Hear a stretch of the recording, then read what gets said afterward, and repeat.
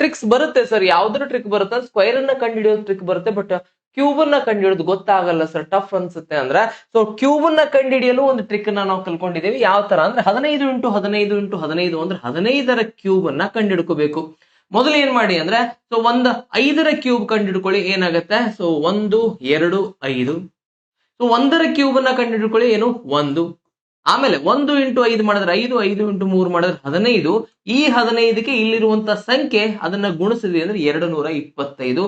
ಒಂದು ಪ್ಲೇಸ್ ಬಿಟ್ಬಿಡ್ತೇನೆ, 225 ಇಲ್ಲಿ ಬರೀತೇನೆ. ಸೊ ಕೂಡಿಸಿ ಬಿಡ್ತೇನೆ, 5 7 3 3 ಅಂದ್ರೆ 15ರ ಕ್ಯೂಬ್ ಏನಾಗಿರುತ್ತೆ, 3 3 7 5. ಸೊ ಸರಳವಾಗಿದೆ ಅಲ್ಲ ಸರ್. ಅದೇ ತರ ಇನ್ನೊಂದು ನೋಡಿದ್ರೆ 12ರ ಕ್ಯೂಬ್ ಅನ್ನ ನೋಡಿದ್ವಿ ಅಂದ್ರೆ 12. ಸೊ ಅದರ ಕ್ಯೂಬ್ ಅನ್ನ ಮಾಡ್ಬೇಕಂದ್ರೆ ಮೊದಲು 2ರ ಕ್ಯೂಬ್ ಸರ್, 2ರ ಕ್ಯೂಬ್ ಅಂದ್ರೆ 2 2 4 4 2 8.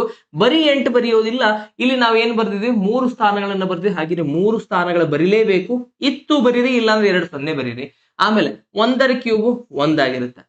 1 ಇಂಟು 2 2, 2 ಇಂಟು 3 6. ಸೊ 6 ಇಲ್ಲಿ ಬರೀರಿ.